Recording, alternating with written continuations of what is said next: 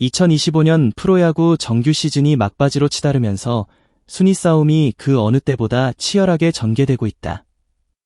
각 팀은 마지막 한 경기까지 혼신의 힘을 다하며 가을 야구의 꿈을 향해 나아가고 있다. 이런 긴장감 넘치는 레이스 속에서 삼성 라이온즈는 예상치 못한 악재에 직면했다. 팀의 중심 타자이자 핵심 수비수인 구자욱 선수가 부상을 당한 것이다.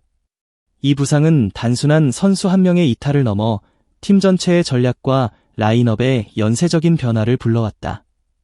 마치 정교하게 짜인 퍼즐 한 조각이 빠져버린 것처럼 삼성 라이온즈는 새로운 조각을 찾아야 하는 과제를 안게 되었다.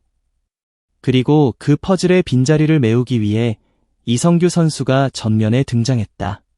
그의 역할은 단순히 구자욱의 빈자리를 채우는 것을 넘어 팀의 새로운 활력소이자 승리의 열쇠가 될 수 있을지에 대한 주목을 받고 있다.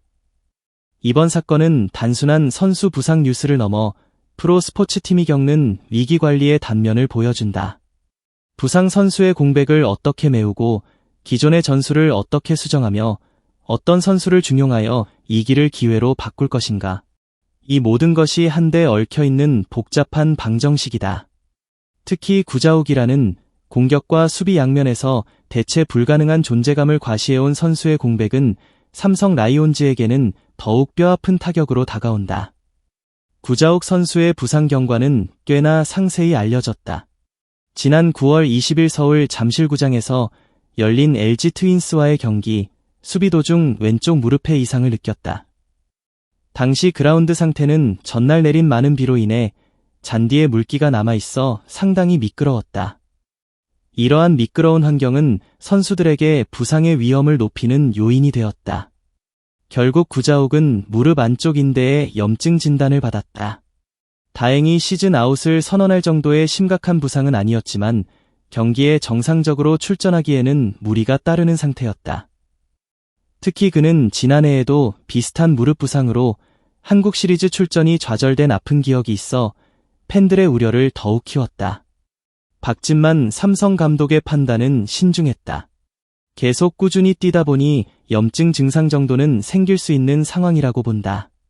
다만 관리 차원에서 맘만 먹으면 수비에 내보내지 않겠다고 밝혔다. 감독의 이 같은 결정은 구자욱의 장기적인 컨디션 관리와 보호에 초점을 맞춘 것으로 보인다. 공격에 있어서 구자욱의 존재는 팀 타선에 막대한 영향을 미치기 때문에 타격에만 집중하도록 지명타자로 출전시키는 방안을 택했다. 이는 한 선수의 부상으로 인해 팀 전체 라인업에 불가피한 연쇄 이동이 발생했음을 의미한다. 구자욱이 지명타자로 이동하면서 그 자리에 있던 또 다른 베테랑 선수인 박병호의 역할에도 변화가 생겼다. 그가 선발 출전 명단에서 빠지고 1루수 자리는 4번 타자를 맡고 있는 르인 디아즈의 몫이 되었다. 박병호는 경기 후반 장타가 필요한 결정적인 순간의 대타로 기용되는 역할로 전환되었다. 박진만 감독은 박병호는 경기 후반 장타가 필요한 시점의 대타로 기용해야 할 것 같다고 그의 새로운 역할을 설명했다. 이러한 결정은 팀의 유연성을 극대화하기 위한 전략으로 풀이된다. 비록 박병호가 선발에서 빠지지만 그의 한방 능력은 여전히 팀에 큰 힘이 될 수 있다. 특히 경기의 승패가 결정되는 후반부 상대 투수의 구위가 떨어졌을 때 박병호의 장타력은 더욱 빛을 발할 수 있다. 이는 팀의 공격력을 다변화하고 상대팀에게는 예측 불가능한 변수를 제공하는 효과를 가져온다. 박병호 선수는 자신의 새로운 역할을 받아들이고 팀의 승리를 위해 묵묵히 자신의 역할을 수행할 것으로 보인다. 하지만 이성규 선수에게는 이번 상황이 새로운 기회가 되었다. 구자욱의 부상은 그에게 좌익수라는 중요한 수비 포지션과 함께 타격에서도 더 많은 기회를 얻을 수 있는 발판을 마련해 주었다. 이성규는 이미 수비에서는 나무랄 데 없는 기량을 보여주는 선수다. 그는 타구 판단이 좋고 발이 빨라 넓은 수비 범위를 자랑한다. 포구 역시 안정적이며 강한 어깨를 활용해 주자들을 효과적으로 견제할 수 있다.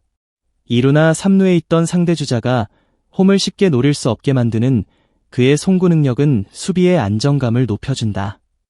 이성규에게 남은 가장 큰 과제는 공격력이다. 그는 타고난 장타력을 갖추고 있지만 효율적인 공격을 보여주지 못했다는 평가를 받아왔다. 특히 올 시즌 초중반에는 5, 6, 7월 내내 일할대 타율에서 헤매는 부진을 겪었다. 이는 팬들에게 실망감을 안겨주었고 지난해 데뷔 후 최다인 22개의 홈런을 기록하며 꽃을 피우나 했던 기대감을 무너뜨리는 듯했다. 하지만 야구는 알 수 없는 스포츠다. 시즌 막바지 이성규는 거짓말처럼 타격감을 끌어올리기 시작했다. 그리고 구자욱의 부상은 그에게 더 많은 출전 기회를 제공했다. 지난 9월 23일 두산 베어스와의 홈경기에서 그는 좌익수 겸 6번 타자로 선발 출전하며 공수 양면에서 맹활약을 펼쳤다. 수비에서의 활약은 먼저 빛을 발했다. 2대3으로 뒤진 4회 초 자신 앞에 떨어지는 안타 타구를 잡아 홈으로 정확하게 던져 득점을 노리던 이루 주자를 아웃시켰다. 그의 강한 어깨와 정확한 송구 능력은 팀을 위기에서 구해냈고 팬들에게 깊은 인상을 남겼다. 이어진 공격에서도 그의 활약은 계속되었다. 이날 경기에서 그는 2타수 2안타 2볼넷을 기록하며 100% 출루에 성공했다. 특히 백민은 4대4로 맞선 6회 말 좌월 역전 솔로 홈런이었다. 그의 홈런은 경기의 흐름을 완전히 삼성 쪽으로 가져오는 결정적인 한 방이었다. 경기 후 이성규는 타구가 높이 떠 아웃되는 줄 알았다. 담장을 넘어가 다행이다. 감사하는 마음으로 그라운드를 돌았다고 말했다. 겸손하면서도 그의 노력과 간절함이 엿보이는 인터뷰였다. 삼성 라이온즈에게 남은 경기는 단 6경기. 아직 순위가 확정되지 않았기에 한 경기 한 경기가 결승전과 다름없다. 이성규에게도 남은 경기는 매우 중요하다. 그는 지난해의 22홈런이 플룩 요행 시즌이 아니었음을 증명해야 한다. 만 32세, 적지 않은 나이에 접어든 그는 이제 팀 내에서 자신의 확실한 자리를 잡아야 할 때다. 그리고 이번 구자욱의 부상으로 얻은 기회는 그에게 마지막 퍼즐 조각이 될 수도 있다. 이성규는 자신의 상황을 잘 알고 있었다. 그는 스프링 캠프 때 다쳐 시작이 늦었던 게 아쉽다. 지금이라도 팀의 보탬이 될 수 있어 다행이다. 라고 말했다.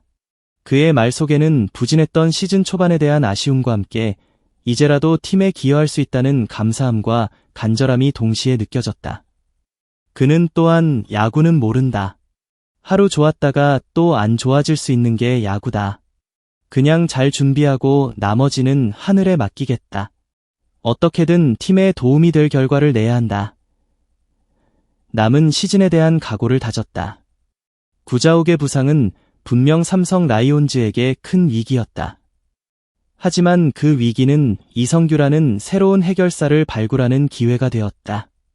이성규는 자신의 강점인 수비력을 바탕으로 타격에서까지 맹활약을 펼치며 팀의 새로운 활력소가 되고 있다.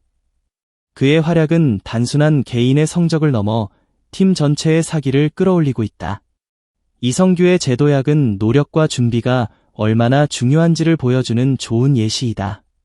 그는 비록 시즌 초반 부진했지만 꾸준히 훈련하며 기회를 엿보았다. 그리고 마침내 기회가 왔을 때 그는 자신의 능력을 증명해냈다. 이는 모든 프로 선수들에게 귀감이 될 만한 태도다. 이제 삼성 라이온즈는 구자욱과 이성규 두 선수의 시너지를 어떻게 활용할 것인가에 대한 새로운 고민을 하게 될 것이다.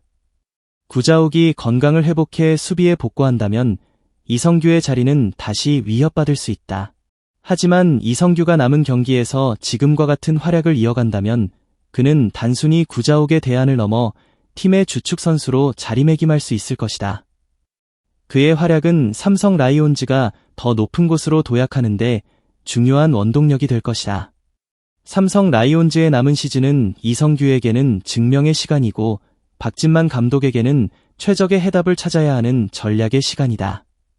그리고 팬들에게는 한 선수의 드라마틱한 부활을 지켜보는 희망의 시간이 될 것이다. 구자욱의 부상이 가져온 연쇄적인 변화가 과연 삼성 라이온즈를 어떤 방향으로 이끌지 그 마지막 페이지가 기대된다.